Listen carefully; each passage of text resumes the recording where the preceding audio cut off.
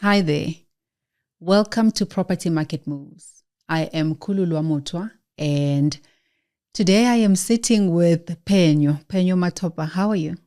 I'm strong, Kulula, and yourself? I am good. Good to see you. Yeah, man, good to see you. Outside of our typical environment. Yes, absolutely. And it's crazy. I mean, we're already in the middle of March.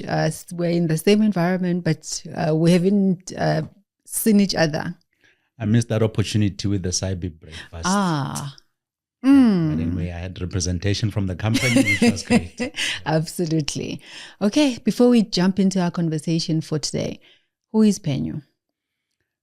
Phenyo is a professional construction project manager by training and background. Phenyo is a Motswana guy who grew up in Botswana, between Garangua and Mabopane. Even though I was born in Tabanchu, actually in the Free State, parents moved between Garangua and Mabopane. So really, that's where I grew up. And fast forward, high school, school called St. Luke's, and went to vets. Yeah, that's really where my career trajectory started, really. Yeah. And I'm a father of two girls, 20 years and 17 years. I can't believe. And and I'm a partner. Yeah. To a lovely lady. And that's really to sum it up. Okay. I'm a CEO of a company, Triviron Project Management. Sure. And that's what I do for a living. All right.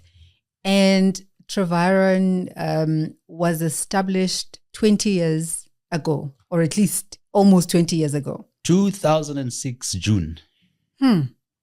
2026 June. So take us back. What problem were you trying to solve when Triviron was birthed? To be honest, I was frustrated with corporate. I used to work for Sun International. Okay. I was a development manager there. Yeah. And it's sad, but I share openly. You know, I quickly found out that the remuneration strategy approach, or the way it was implemented, was just lopsided. So the amount of work I used to do, which I loved, and what I would see in my bank account, it just at some point didn't make sense, particularly after having understood how the bonus pool was structured and how then it was shared. It was just not equitable. And being disgruntled, started talking to someone who was a colleague at the time. Yeah. And we decided to start a company and focus on construction project management. Wow. Was not equitable. I think in my last conversation, this word equitable came up, and we were talking about something different, in terms of access to land, right? Government making land accessible in an equitable manner. And now you're talking about equitable from a bonus structure in a corporate environment. That's interesting. Do you think that has changed? I don't think so. I don't think big corporates have turned the corner where we as Black people get equal pay for equal effort. I think it's going to take forever and a day, and we must just be realistic about it and talk about it openly. Yeah. Yes, that approach and strategy is no longer supported by acts. We forget that we come from a past that had the Job Preservation Act. Sure. Which would, as part of the prescripts, tell us as society that you as a Black man can't earn more than a white person. You as a Black person won't find yourself in a situation where a white person reports under you. And it formed a culture. There's a culture. And if we have to be honest, we can't say there's equity in terms of, in that regard. Sure. Now, as you looked at branching out and taking a risk, going into business, what did the market look like, and what was that opportunity that you felt maybe this is the one? Because I was coming from a hotel and casino development environment. Yeah. The first opportunity was in that space. Okay. And it was exciting to execute outside of corporate. So you asked me what it did look like. Yeah. The aspiration was so strong, but it was matched by the realization of opportunity out there. So we knew that all we needed to do was drive ourselves out there, work hard, and we will land opportunities. And that's exactly what happened for, from then to now. However, I must mention that we've seen a painful shift in the balance of the public sector work we get versus the private sector. When we started, it was almost 50-50. Yeah. As I'm sitting here, Kulula, I think public sector accounts now for easy 80% of our revenue. Really? Which is not a pretty space to be in this day and age in South Africa. Geez. So you've got more work coming through from public sector. Yeah. And you find that is not entirely an ideal place to be. What exactly is challenging about it? Because I know a number of people are chasing public sector work. There are businesses that are probably, built around, public sector work. What is frustrating you with that equation? Private sector work typically offers opportunity and exposure to the newest and the best things, especially from a built environment point of view. Okay. So I'm jealous of companies and individuals who get involved in projects like, let's say, Discovery in Sandton. Sure. You look at that building, right? And I'm jealous of the project manager that actually landed that building, because I know and appreciate the level of advancement in building technologies. Sure. I appreciate that some of my own team members, some of my own colleagues, project managers and engineers might never get to be involved in a project like that. And where are we sitting now? Let's talk facts. If you look at professional boards of projects that are delivered in Sandton, Rosebank, those big shiny buildings. If you look at the professional team boards there, you hardly see black companies, and we know what the reasons are. We don't need to go down that rabbit hole. And it's that professional jealousy that I have, especially from my Sun International days, where I was, as Phenyo, exposed to the best of the best in terms of building technologies at the time. Sure. With the hotels that we were building, the casinos that we were building, and that's the jealousy that I carry. And I feel sorry for guys in my company, project managers and engineers in my company, who might never be exposed to such. Before we started, before the camera was rolling, you spoke to the year 2026, where you established, right, Triviron, and you're saying you had taken a decision to exit the corporate environment, so a cushy job and a cushy salary, even with the frustrations that you were seeing. You got married and you had, a baby girl. And I think for many people, those big, milestones will say there is no way you can leave corporate and start, a company, because there are a lot of unknowns, right? even though this is frustrating, you've got at least a salary. What do you think it is about you that that could take that decision at that, pivotal time in your life? Yeah. No, Kulula, it was a calculated move. I was not going to expose myself and my family to cash flow problems. So the strategy was that when I leave Sun International with my then partner, ex-business partner, sure, we would literally jump into projects that were ready for us to start to service so that there was cash flow. So the first month I started working, or the first month out of Sun International, sure, we were billing a client and client paid, and that's how it was. So the strategy was that at least there must be cash flow in a project that we jump into for at least eight months. Yeah. And the rationale there was that if after 8 months we have failed to attract more business and more cash flow, then the problem was with us, or maybe we're just not meant to be entrepreneurs, and then we can go back to corporate with our tails firmly between our legs. So you you jumped onto a moving train. At what point did you see that actually we've turned a corner as Triviron?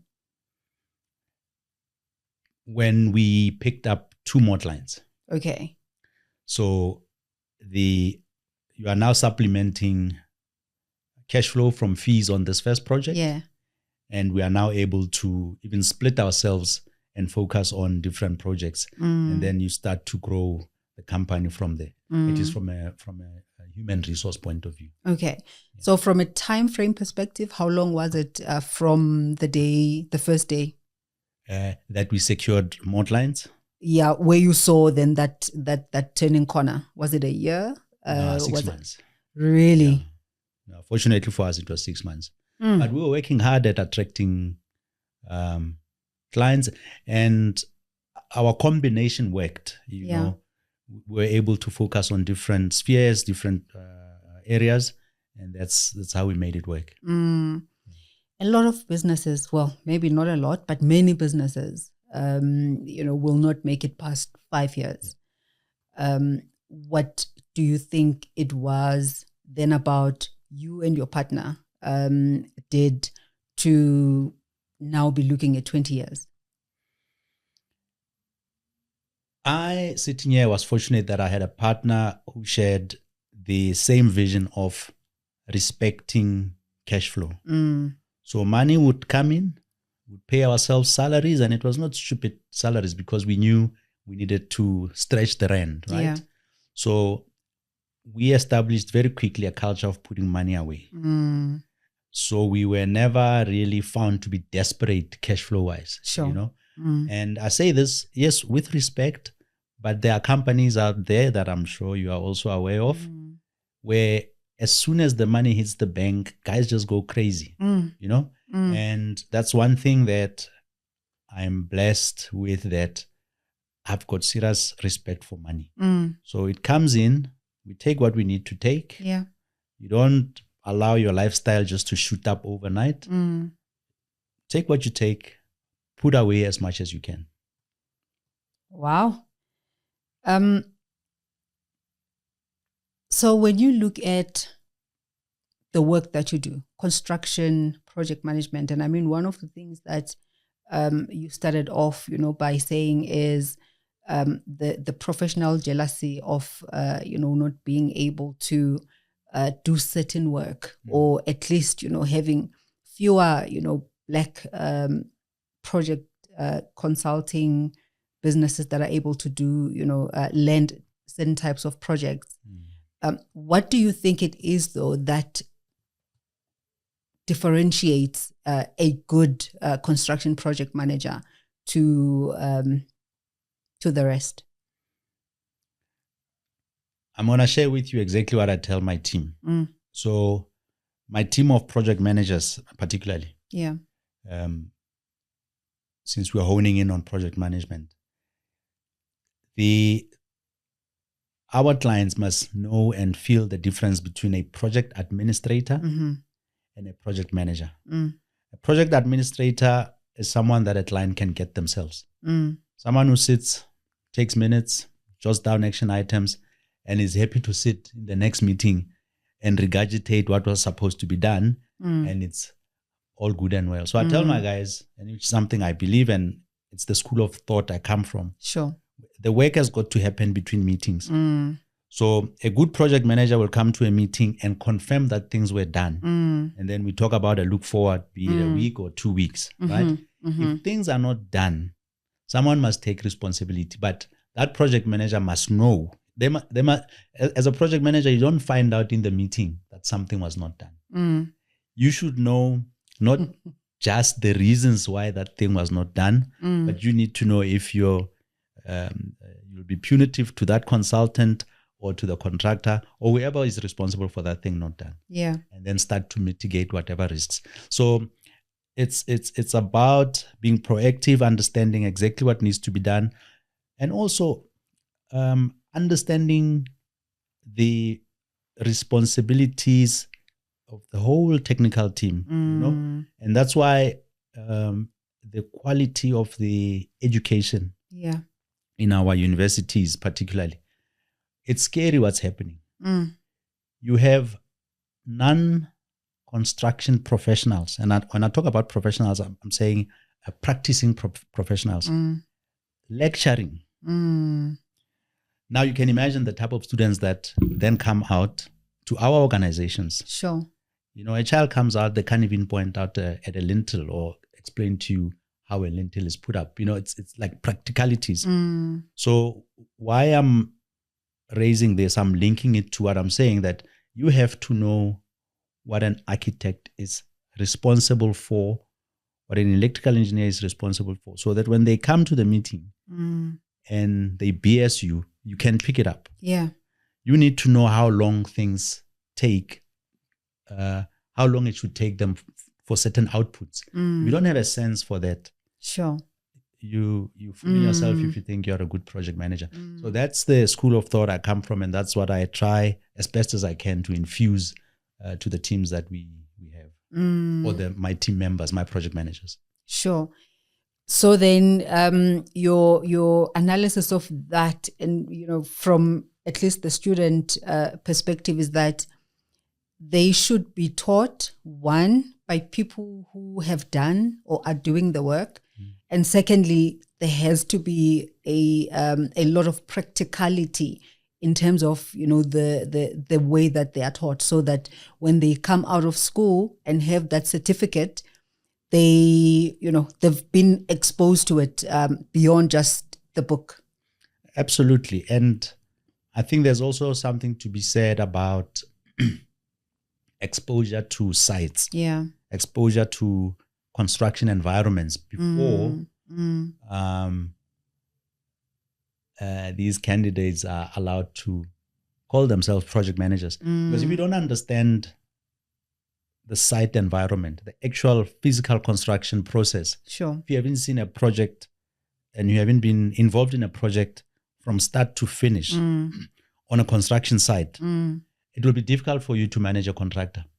Because again, if you're sitting this side of the table and the contractor is sitting on that side of the table, they can BS you in terms of how long concrete orders take or how long concrete should cure. Yeah. Because you haven't really, or talk nonsense about how long it takes to secure a shutter or a type of shutter, So there's a lot also to be said about that exposure before these candidates come into our offices as project managers and we service clients. And I mean, as you're talking, I'm thinking about these building collapses that we've seen, and I'm wondering, if you are the project manager, on those projects, one, what kind of liability sits with you, and what quality of a project manager do you need to be to avoid having building collapses on your site? You have to be a construction project manager that understands risk, that understand the technical aspects of actual physical construction. And I'll give you a simple example. And I'm not casting aspersions at these collapses, but collapses would generally, there would be contribution from structure. Yeah. So if it's concrete structure, someone must have been checking if concrete cube results are okay. Typically, that's the responsibility of your structural engineer. But as a project manager, you need to make sure that on the monthly, those results are indeed submitted and that the structural engineer is happy with those results in that they meet the spec, the correct MPAs that need to be achieved, right?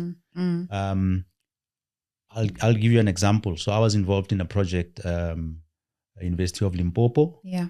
And the contractor was dragging their feet in terms of issuing results. And they were not issuing those results because they knew that the concrete that was cast was substandard. And they were trying to come up with all sorts of ways to remedy without demolishing and recasting. Yeah. Because that was going to bend their pockets. Sure. So it's that type of intervention that I talk about. But if you are not alive, and sometimes it's not the person's fault that they don't know what they don't know. Sure. And sometimes we end up in these tragic situations where buildings collapse.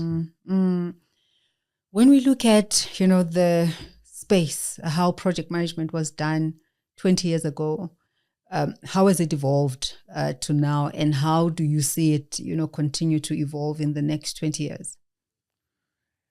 So I'll touch on positive aspects and negative aspects. Yeah. On the positive aspects, we're seeing a lot of tools that assist with the administrative and the strategic planning of projects.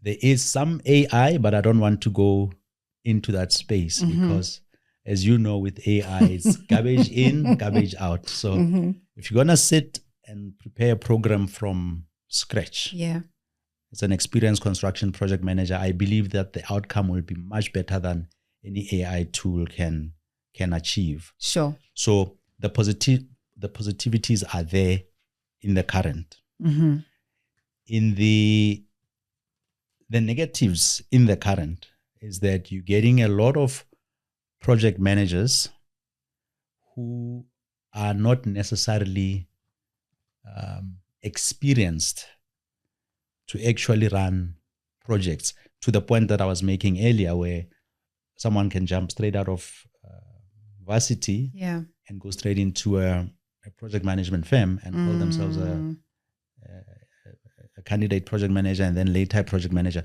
So there are risks associated with that. And I'll use those 2 points in parallel to then talk about the positives and the negatives previously, when at least I started. You would hardly find a project manager who did not have at least 5 years experience in construction. Okay. Right? So when when project management was professionalized, you found that the earlier cohort of project managers were people who had proper, serious, deep construction experience. And then they become construction project managers. The benefit there, or what was positive, is that indeed you have a project manager who not only understands site, but also understands the rest of the professional team, the consultants. So that was a huge positive. Okay. The negative, I would say, I suppose it was the lack of tools. I mean, everything was pretty much manual, So things were tedious.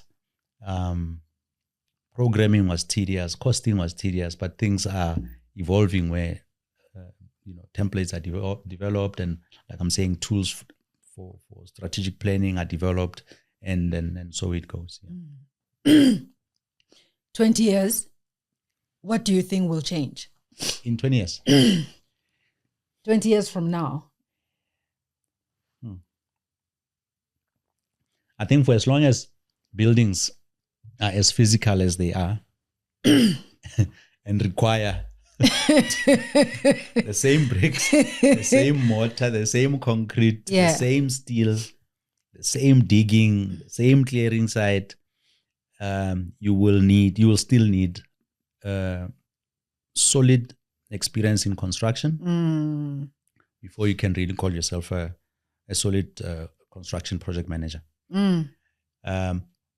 The changes, I think, well, we can see it. Let me not say I think. The changes will remain more on the technology side. Yeah. And the applications that are becoming available.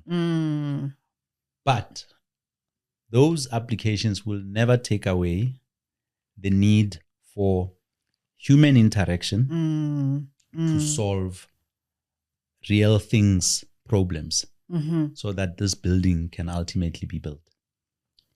Jeez. I mean, these alternative building methods, do you think the quality of project manager won't really matter that much because technology will take care of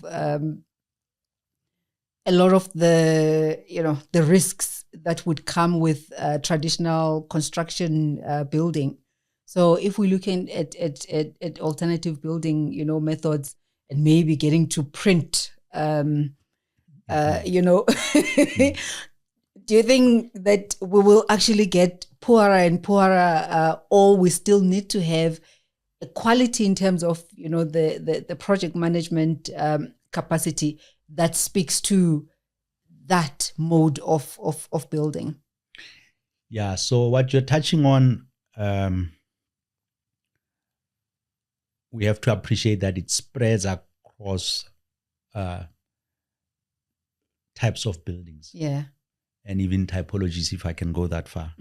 So back to the Sasol building or the Discovery building in Sandton, you can still talk, in fact, not just talk, but we know for a fact that they used alternative building technologies in some aspects of those buildings. And there I'm going as far as material choice. Sure. There's materials that would have been used there that we wouldn't have had 5 years ago, 10 years ago. So there's alternative is still relevant in those situations. Yeah. But I can tell you now, you needed a damn good project manager for that type of building. Now, I think closer to maybe the simpler type of buildings, like your single-story residential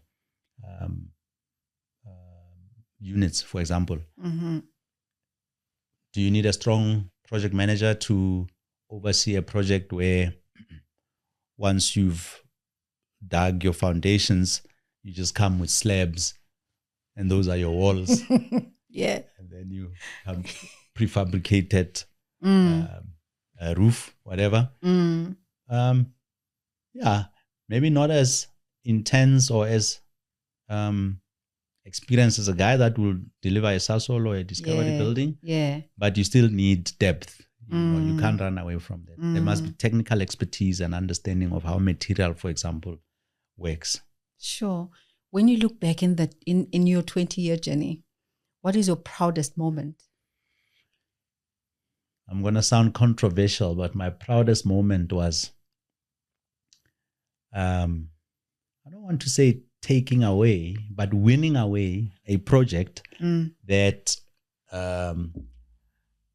a competitor, and I mean it's an open thing. Yeah. So there's a very strong construction project management company called SIP. Yeah. Israelite and Partners. I mean, those are the fathers of the industry from when construction project management was professionalized. I mean, the guys, Bo Bonto, Bo Charles Israelite and Rod Days, those guys wrote the code basically. Yeah. And there was an opportunity at Liberty Properties. It was a building in Mbabane, Swaziland, a 20,000 square meter office park, right? Yeah. So we bid for this project. Liberty says, we like you, we can see the potential, but our risk committee is going to say it's a risk because one, you haven't done work for us. And when we look at your profile, you haven't done a project so that project at the time was 240 million plus. And they could see on our profile, we hadn't done, I think the biggest project we had done was 150 at most. Jeez. So it was a from a serious project value, jump. Yeah. it was a serious jump. So, and there were, at the time, Caswell Ramperi said openly, I'm going to have a problem with the risk committee here. So I need you guys to partner with the big brother. So the obvious choice was SIP because my ex-business partner used to work for SIP. Okay. So he knew the guys there. Yeah. So literally out of that meeting, Kulula, we rushed to SIP offices, have a meeting, and we say, hey, man, we've been told to come here. This is our opportunity, but we've been told that if we partner with you, we need a big brother. We need a big brother. Yeah. And if we partner with you, we are A4K. We'll land this deal. I'll never forget, we sit in a meeting with one of the directors and he just shook his head. He said, no, this is our project, Oh my goodness. This is our project, with that arrogance. You guys, we don't understand how you even knocked through the door, but this is our project. So then they are your competition bidding for this opportunity. They were not bidding for the opportunity. Yeah. But because they had serviced Liberty for all these years, there was this entitlement. So we plead and begged, said, no man, come. Let's, we can talk about the percentage splits and whatnot because we really wanted this project. Yeah. No. The guy literally said, no, I'm not, I'll be talking to Liberty, but I'm not interested in this conversation. So we quickly drove back to Liberty. I remember we sat at the foyer and I told Caswell's PA that we're going nowhere. We'll grab him as soon as he comes out of this meeting. We'll just grab him just so we can share with him this outcome. Kulula, fast forward, Liberty gave us that project. Yeah. Awarded us that project. And the only condition was that we partner with a local PM company. Unfortunately for us, we found, after searching, we found a good PM partner just for the local content, if I can put it that way. That was a proud moment. And it was, at the time, it was the biggest project we delivered. Sure. And we delivered it on time. Liberty was happy with us. They were developing it for the Swaziland Pension Fund. The user client was happy with us and it was an absolute success. Yeah, that's a proud moment. My goodness. And you mentioned then that you've got 80% of the work that you're doing today, which is in the public sector domain. Yeah. When we look at, and we know that public sector domain, they go out on tender and perhaps their supply chain process is not as flexible as what private sector, processes may be. In terms of how then some of these, bid specs are framed, do you find that they position you well to jump from one level to the next, or what has been your experience? So, Kulula, you get environments where unnecessary barriers of entry are set up. And I'll give you an example, AXA. So we started bidding for AXA work, and AXA had this unfortunate and very short-sighted requirement that you must have done work you must have done work at an airport. Okay. For you to be eligible. So we challenged this. I attended at least 2 of these briefings where I directly challenged this thing to say it's just not right, because let's say I build a R1 billion hospital. Yeah. A heck of a lot more complicated than building an office component within an airport. So competency is not even a discussion point, but you're going to discredit me because I haven't done work for in an airport environment. What is that? So luckily they changed. Okay. Right. And we're doing work for AXA now as I speak. So those are some of the unfortunate supply chain hurdles that are sometimes put, but you have to push back. You have to push back and fight, especially if it's a public sector client. Private sector client, I mean, if Redefine or Growth Point was to put a criteria like that, it's what it is. You won't be able to jump that hurdle. But within the public sector space, we have to protect ourselves by guarding against these conditions, because then the opportunities will always be secured by people who've been doing business with AXA anyway, in the case of AXA. And that limits the pool, obviously, because there are no new entrants. If you've never done work you're never going to do work, then if you can't come in. Quite interesting. So what role do you think trust plays in the industry generally? Trust as a person, trust as a business, trust within your network.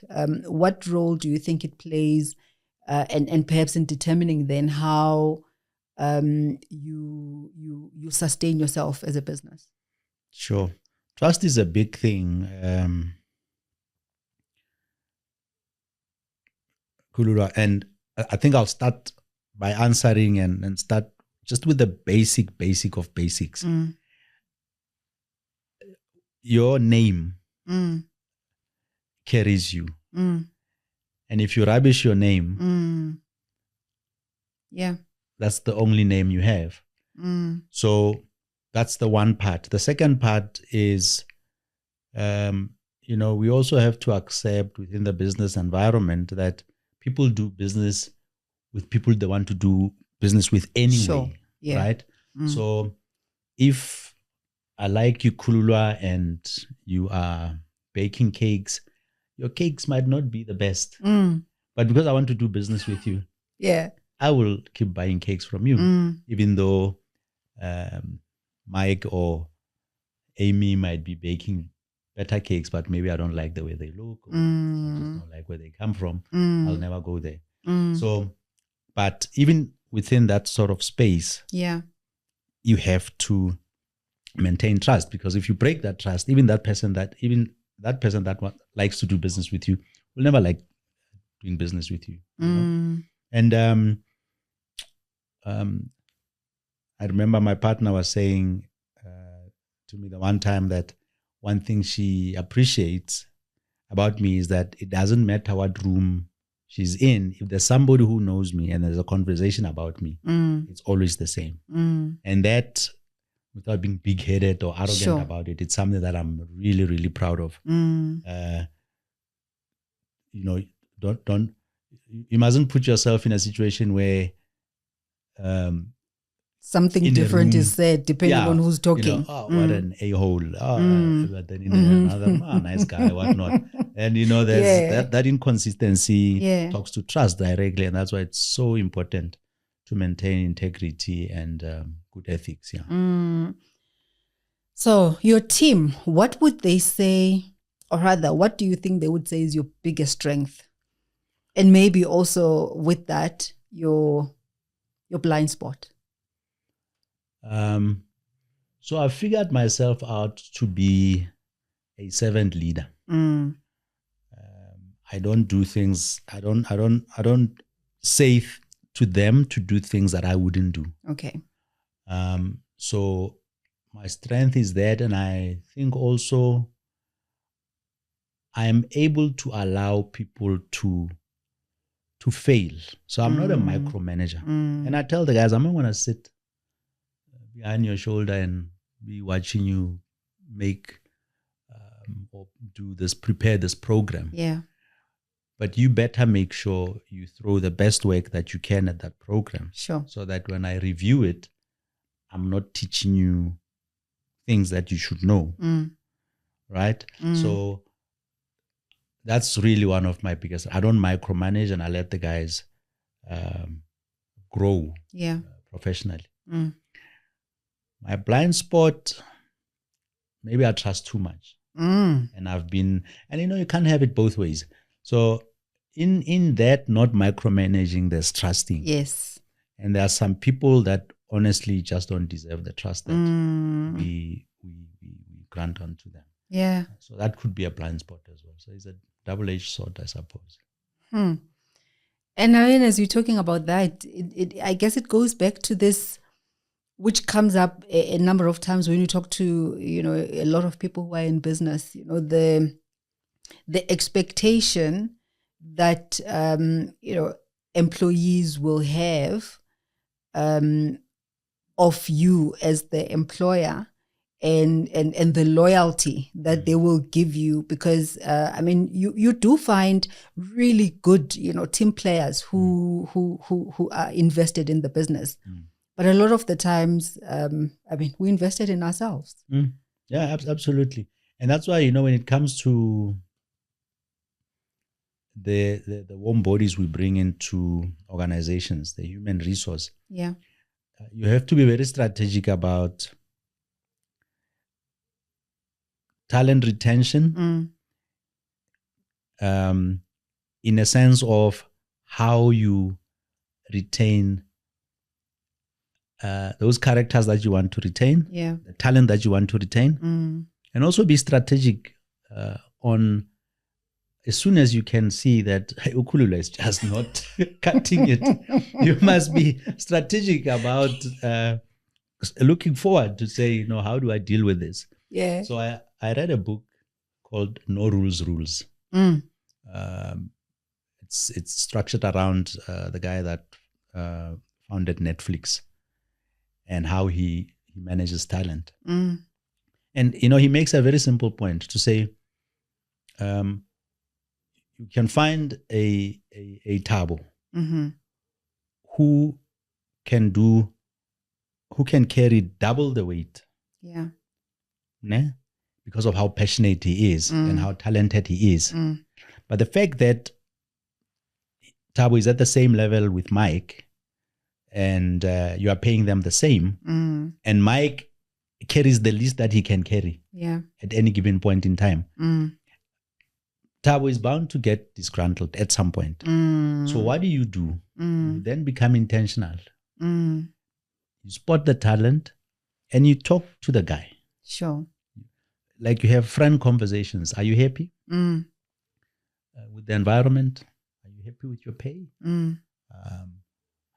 So you are intentional about that talent and what you call it, retaining it. Sure. Right? And then, Mike, you'll just, if he's not turning the corner, you must be strategic about the steps that will get himself out of the company, or where yourself start putting measures and structures in place so that he can automatically see himself out of the organizations. Yeah, but it was a critical learning moment for me, and I started applying it. And I remember approaching one of our star performers, and I was like, "Listen, are you happy?" "Yes, I'm happy." And whatnot. Okay. What is it that you are not happy with? And he says, "Hey, man, I'm not happy with my salary." Right? So okay. Why? What is it that you are not happy with? Yeah. And this lady says to me, I don't want you to misunderstand me. She says, I don't want a salary increase. She says, I want a salary adjustment. Okay. So I'm thinking, okay, this is deep now. So I said to her, listen, we're having a coffee because I was checking in with you. Go think about what you've just said and let's have a follow-up. Yeah. This lady was able to demonstrate to me that when we appointed her, she was at a certain level with certain responsibilities. Sure. But over the years, with her drive and the experience now that she has gained, we had been allowing her more work. So she was saying, I'm moving myself from this salary band. But technically, I still earn the same because all you've done is to increase inflationary adjustment, but That's you have not correct. adjusted to where I am now. This is exactly what you were saying. So I don't want an increase. I want a salary band, literally adjustment. And this is what I think I'm worth because I've done my research. And Yeah. I said, okay, what would you be happy with then? He says, no, I already have the number. We shake on it and that's it. That's what you will end then. But you have to be intentional. And the secret there is not being reactive. Yeah. So in that proactive move, you endear yourself to this talent. You don't wait for the talent to say, Phenyo, this thing is not working out. Because by the time they do that, it's already too late. the offers are already... Has your view of success changed from the time you started, now from the business? And it could also be, in terms of you personally, how you frame what success means to you. I suppose it took 20 years for me to figure this out for myself. And it's something I preach and I say in the office. Sustainability for me is success. Okay. A business that can sustain itself is success. Sure. Yeah. When COVID hit,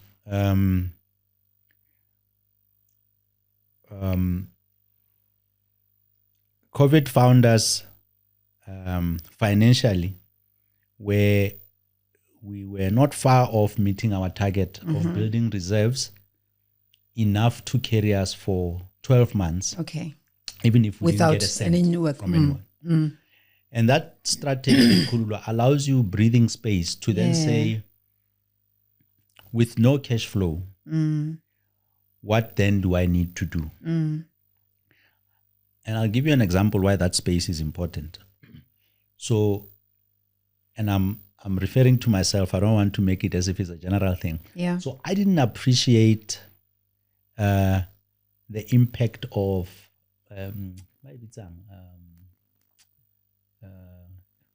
when you retrench somebody. Yes. What you also have to the severance package. Because I picked Kulula to say, hey, Kulula, you are a low-hanging fruit for us to terminate because the projects you are on have been terminated. Yeah. And there's nothing else really that you're doing.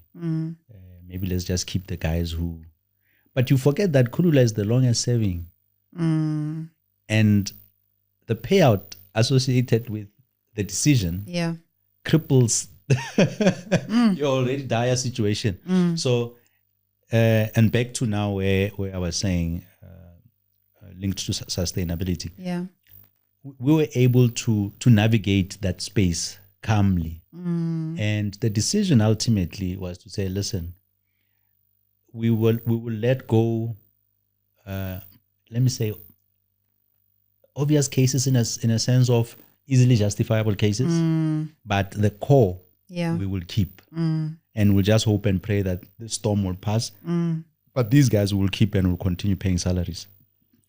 And we did that.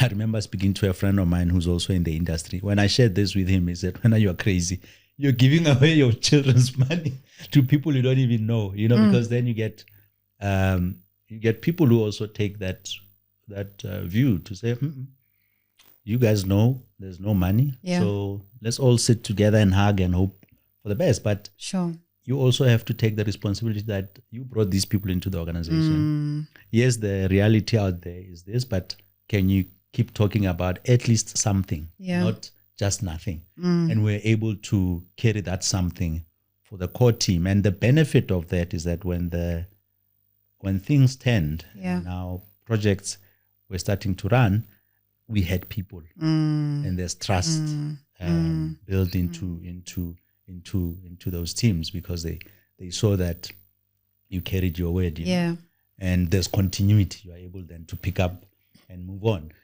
And that's how really we survived COVID. Jeez.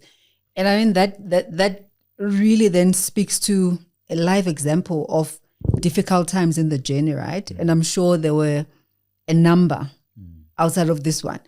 Did you at any moment think of, you know what, I'm going to brush up my CV, my qualifications, and go back to the job market. Close shop and fortunately, Kulano, I would be lying if I ever got there. Even when things were tough. And, at some, there were months that were tougher than when we're in the thick of COVID. Yeah. This is now when we're coming out of COVID. When I tell you that I would have, no exaggeration, heart palpitations come month end. I have to pay people. I have to pay people. Sure. I have to pay people. The money must come. And I know I'm not getting a salary. And by God's grace, there would be that one client that pays just before the guillotine hits, And there was a 4-month, 5-month period where that was the monthly issue. Yeah. And until we turned that corner, and now we're back to pre-COVID, where we're starting to put away money and build reserves. I mean, as you're talking about this, I know that there are people, who will not answer their phones because they are scared of Edgar's, Foschini, those, their creditors calling. And here you are thinking about your employees. How do you run away from your employees? How do you not pick up their phone when they're calling? And besides, this is your family, right? Yeah. And like I said earlier, you brought them into the organization. You must take care of them. You must take care of them. They are not invested in the company. Yeah. You are the shareholder.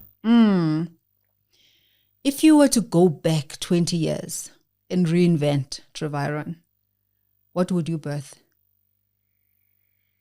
Reinvent. If you had to start over. And it could very well be that it would be exactly the same thing, but would it be? No, it wouldn't. I would be a lot more aggressive, penetrating the private sector. Yeah. And I know I'm giving away my strategy now, but I would be a lot more aggressive as well, getting into the mining space. Yeah. Case in point, these gentlemen I was talking to as we walked in, I would be a lot more aggressive at, we've got very good structures, and that also helps with sustainability. Yeah. But I would be a lot more aggressive in watching the cents and the rands and making sure that we are sweating every rand and cent that we get and safeguarding it as best as we can. All right. So as we wrap up, I'm going to read a question that came from the last, person that we hosted for you. What contribution or what type of leaders do you believe will change the experience of the practitioners who are in this sector right now? So what kind of leader do we need to turn it around for the new entrants?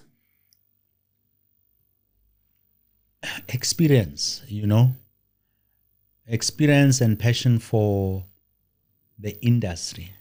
For me, I think it's key. So relevant qualifications, academic qualifications, relevant professional registrations with associations, relevant experience and the passion for the industry, because you can't lead people into what you yourself don't really understand. So when someone comes to me at the office, one of the younger project managers, for example, and says, "Hey, Phenyo, I'm struggling with this clause on this contract," or the electrical engineer says this, and does this make sense? You need to show confidence and be confident and give the right answers. Yeah. or direct in the right direction to say, I can give you 80% of this answer. The rest of it, go there, you will find it. Sure. If you yourself don't have that, it's a problem. And I see it with, I spare a thought for, there's new companies that are being set up. And sitting here, I know the caliber of those people who are setting up those companies. And the knowledge that they are going to have employees is a scary one. And I must make it clear, I'm not suggesting that the leader must be the most qualified person in the team, but you must have the correct enough depth to lead the team. And I'm talking about a situation where, I'll give an example. We had a lady who was both a PRQS and a PR construction project manager. Sure. And she had gone as far as master's studies. Now, I don't have a PRQS. Sitting here, I don't even have a master's. But with experience, I could augment the quality that she was bringing to the table. And there's things that I would allow her to run with because she would have covered them either in her PRQS registration or in her master's studies, So it's to harness the quality in the right direction because you have the depth, the experience, the qualifications to actually be able to do that. Okay. Well, that was today's conversation, and thank you so much for joining us. Sitting here with the founder of Triviron. And maybe as we close, Phenyo, I know that I've started to close the session. I want you to speak to, I know that you guys, will take interns, right? Last year you took and you invest in these people, you pay them a stipend or a salary, and you actually invest in training them. Why is that important for leaders to actually do that? Look, for me, it's a simple question to respond to because I benefited from that process. And it's a personal decision informed by experience. I was mentored by an amazing guy, Craig Stavely.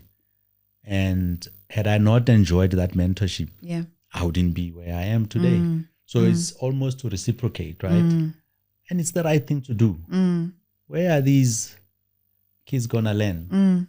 And it's up to us to create the right environment for that learning and attach them to the right people who have a passion for, grooming this candidacy. Sure. There you have it. It is our responsibility, and yes, we benefit from it. And that brings us to the end of this conversation.